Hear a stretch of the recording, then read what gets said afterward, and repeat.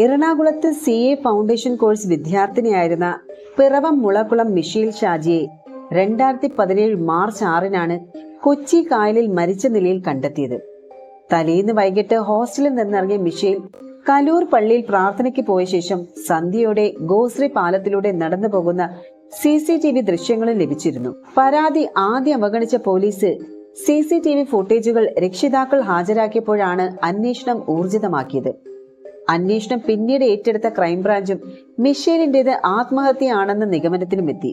Phone റെക്കോർഡുകൾ പരിശോധിച്ചതിൽ നിന്നും പ്രേരണ കുറ്റത്തിന് മിഷേലിന്റെ സുഹൃത്തായിരുന്ന പിറവം സ്വദേശി ക്രോനിൻ അലക്സാണ്ടർ ബേബിക്കെതിരെ കേസെടുത്തു. ക്രോനിൻ കുറ്റക്കാരനാണോ എന്ന് വിചാരണ കോടതിയാണ് തീരുമാനിക്കേണ്ടതെന്നും ഹൈക്കോടതി വ്യക്തമാക്കി. ഇരുവരുടെയും സൗഹൃദത്തിന് മിഷേലിന്റെ വീട്ടുകാർ എതിരായിരുന്നു എന്ന് വ്യക്തമാണ്. അവസാന ദിവസങ്ങളിലെ ഫോൺ വിളി വിവരങ്ങൾ നോക്കുമ്പോൾ ഇരുവരുടെ ബന്ധം വഷളായെന്ന സൂചനകളുമുണ്ട്. ക്രോനിന്റെ ഫോണിൽ നിന്ന് കണ്ടെടുത്ത ഒരു അൺസെന്റ് സന്ദേശം മനസ്സുലയ്ക്കുന്ന വിധത്തിലുള്ളതാണെന്നും ഹൈക്കോടതി വിലയിരുത്തി. ഗോശ്രീ പാലത്തിന് സമീപത്തിലൂടെയോ കടന്നുപോയ അമൽ ജോർജിന്റെ മൊഴിയാണ് പോലീസ് ആധാരമാക്കിയത്. ആ സമയം ഇരുട്ടുണ്ടായിരുന്നു.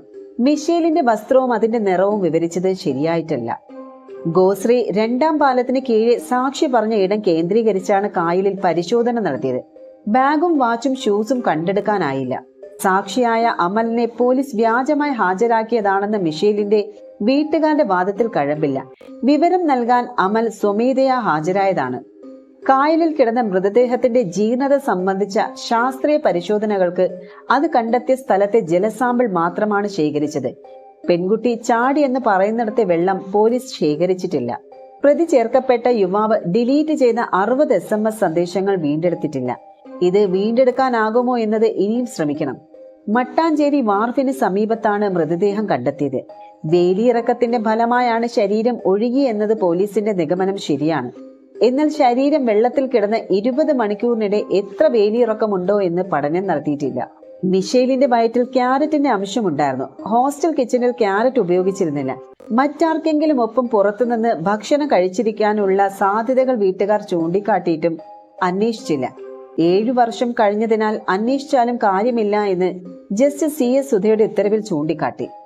അതേസമയം മിഷേൽ ഷാജിയുടെ ദുരൂഹ മരണ കേസിൽ വിട്ടുപോയ കണ്ണികൾ ശാസ്ത്രീയമായി പരിശോധിച്ച് ക്രൈംബ്രാഞ്ച് എത്രയും വേഗം അന്വേഷണം പൂർത്തിയാക്കണമെന്നാണ് ഹൈക്കോടതി നിർദ്ദേശിച്ചത്.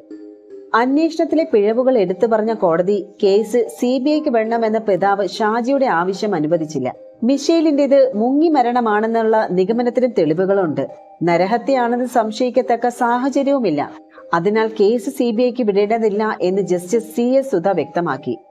പോലീസ് കേസ് രജിസ്റ്റർ ചെയ്യാൻ വൈകിയതും രക്ഷിതാക്കളെ പല സ്റ്റേഷനുകളിൽ വിളിച്ചു വരുത്തിയതും അനാസ്ഥയാണെന്നാണ് ഹൈക്കോടതി വിലയിരുത്തിയത്.